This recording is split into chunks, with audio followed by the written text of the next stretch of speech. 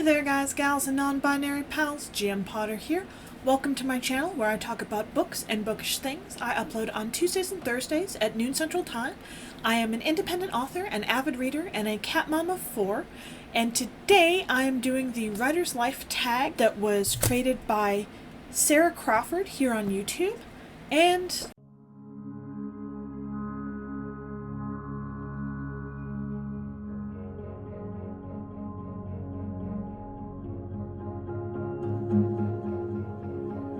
first question is, what kind of a writer are you? I write primarily novels. I have written several short stories, but I work mainly in novels, mainly in the fantasy and romance genres. I do have a couple books that are fantasy romance, that being Harmony Coxcomb, Witch for Hire, and The Science of Limerence. Harmony Coxcomb is a cozy witchy romance set here in Dallas.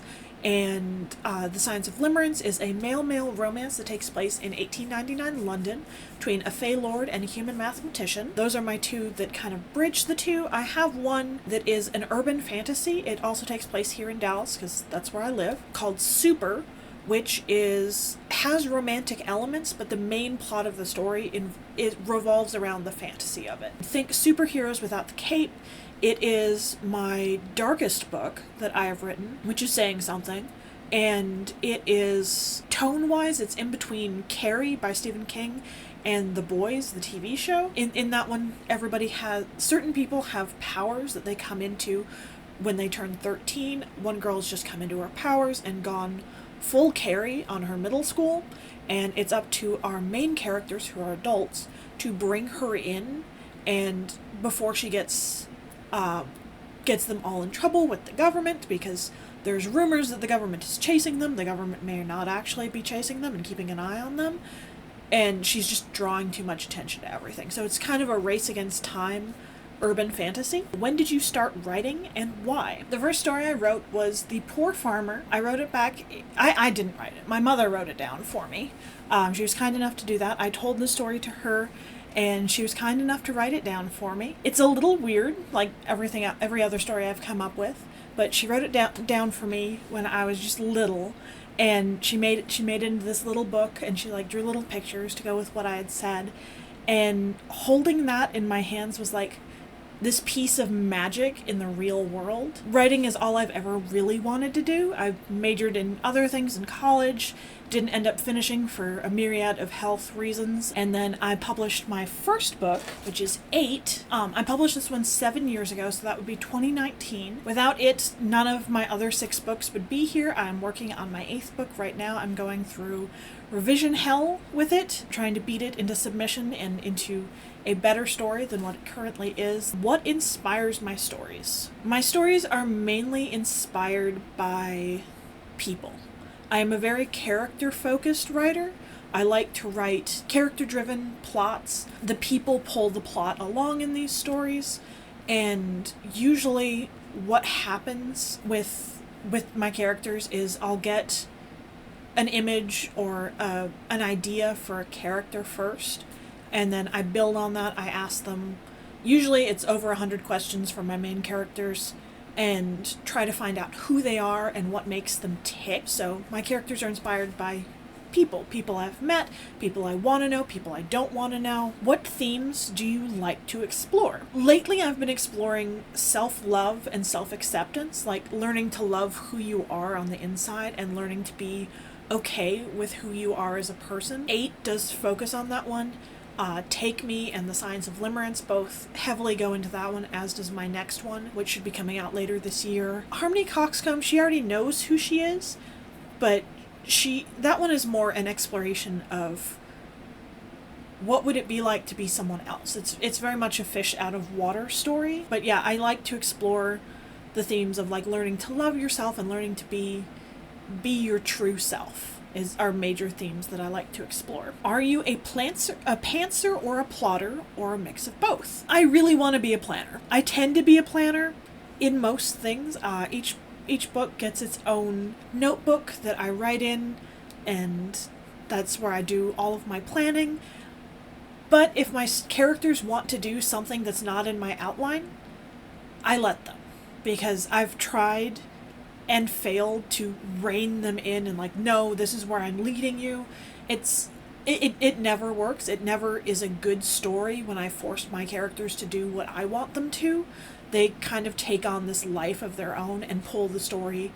Oftentimes they pull the story in a different direction. The one I'm working on right now was originally intended to be a novella. It's over 90,000 words. It is no longer a novella. It is a full-blown novel. It was going to be just this cute little holiday novella, and then I started working on it, and I'm like, okay, well, I need more detail, I need more blah, I need more blah, and like, and then the characters decided that they wanted to do other things, and they wanted to be on the page more, and they wanted to do this, and it was only supposed to be one POV, and now it's dual POV, and like all this, that, and the other, and it's gotten away from me in the best possible way. So I am a plantser, that is a plotter, a planner and a pantser mixed together. Where are you in your journey? I've been doing this as a profession for 7 years. But I still feel very new in some ways. There are still a lot of things I don't know, a lot of things I'm still figuring out. But at the same time, when it comes to crafting the stories, like, I know I'm getting better. Each book is better than the last. I think creating the stories, I know what I want to do. I've read several books on the subject. I read a lot. So I feel like I'm very old soul in the writing part of it, but when it comes to the everything else you have to be a writer, the social media manager and the marketing manager and all the rest of the other things that come into it, the public persona that I put on when I do my book events, and the social media management part of it, and the marketing management, I am very new when it comes to that. I like to think I know what I'm doing, but I know that I don't really know what I'm doing. Have you entered any writing competitions? I have entered 3 writing competitions. The first one was with Super, and that one was, I got very good feedback. I didn't even place, but everybody who entered got feedback, and the feedback I got was very good. The things that got me marked off were things about the formatting, which I have gotten better at.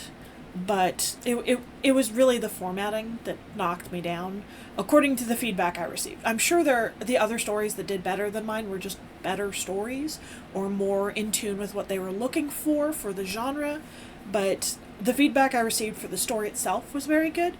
The other one was a short story collection, Letters I'll Never Send, and that one, I didn't receive any feedback on the stories. All of the feedback I received on that one was the formatting. I am okay with that, because the feedback on that one wasn't necessarily great, and I'll take formatting mistakes over bad writing for critique any day. And then I did enter the Science of Limerence into a writing competition.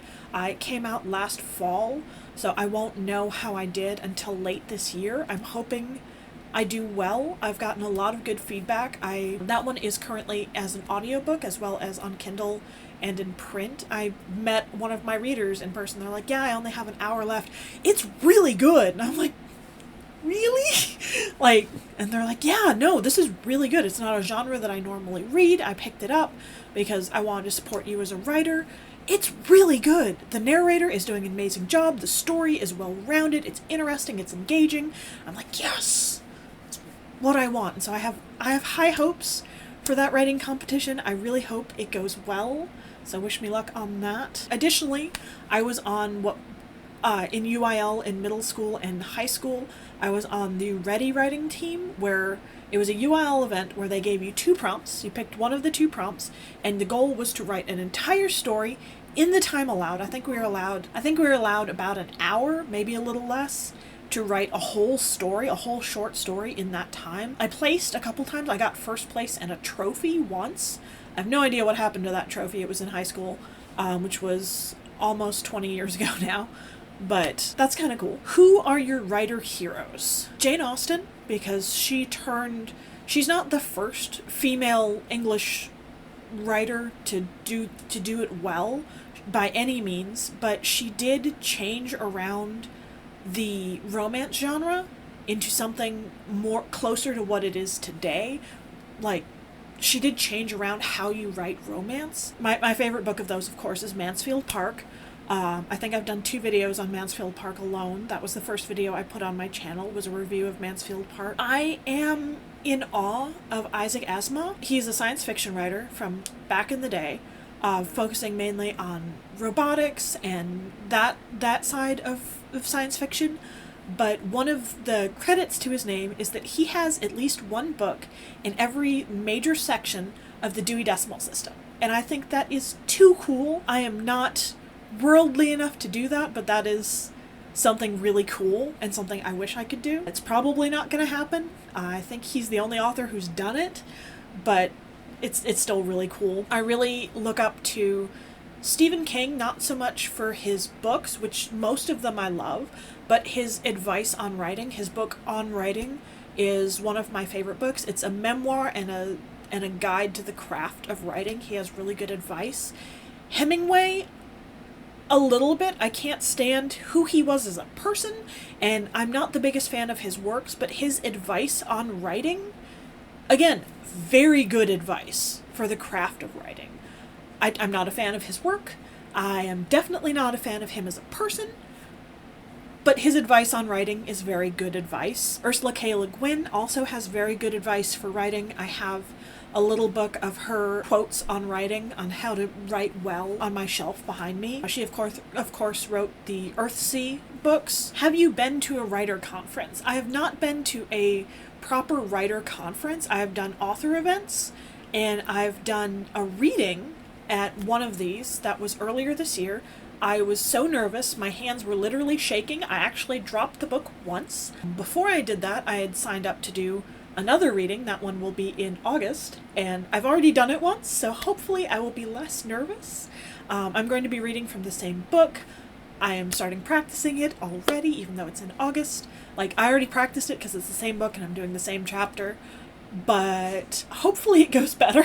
Stage fright is something that I didn't used to have. It kind of developed in high school, which is funny because I did theater my senior year. I wasn't nervous for that, but I did band.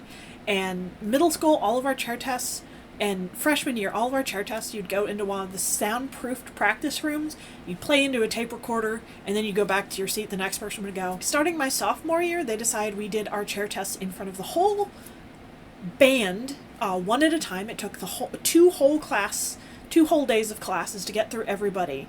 And my band directors that I had my sophomore and my junior years, my senior year, I had a different band director, and he was much nicer. Well, I don't know if nicer is the right word, but he was much better for the person playing in front of the whole class, because he acknowledged that is nerve-wracking. But the band director I had my sophomore and junior year didn't do anything to quell the other students from making fun of you. I got literally had things thrown at me while I was playing in front of the whole class.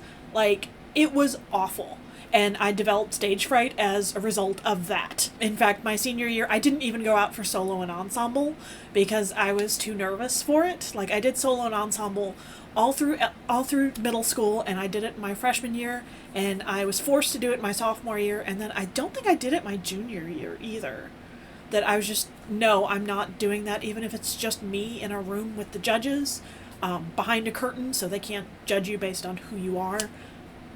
I am not doing solo and ensemble because I was so freaked out by what happened in band class. So I have been to I have not been to a writer's conference. I have done author events and author readings, or soon to be readings. What are your top 3 tips for newbies? Top tip is you've got to read. You've got to be a reader to be a writer. And I think it's important to read outside of the genre you write in.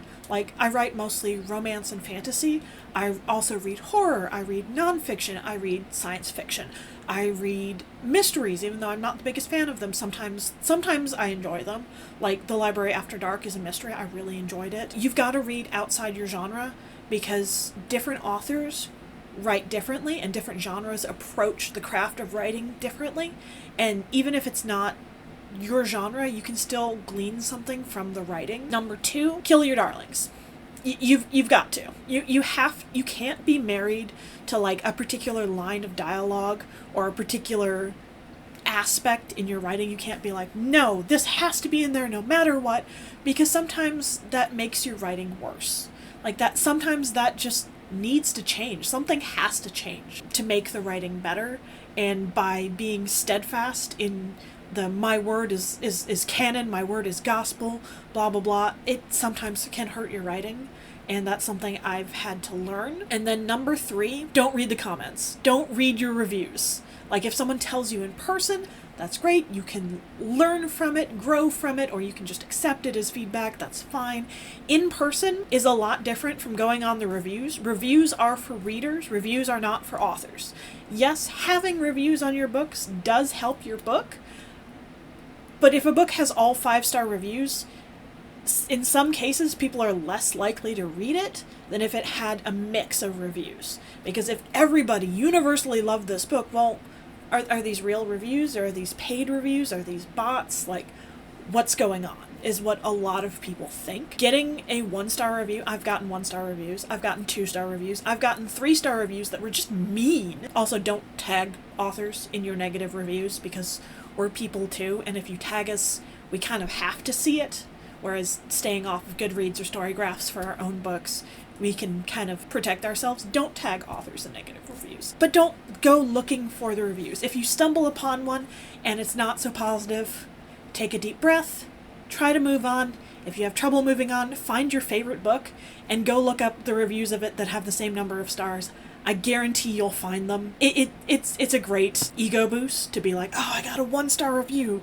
I'll go to, I don't know, Pride and Prejudice. One of the 1-star reviews of that one is, it's just a bunch of people going to each other's houses. I'm like, yes, but no, but I guess. Don't read the reviews. They're not for you. They're for other readers. Don't go in search of reviews.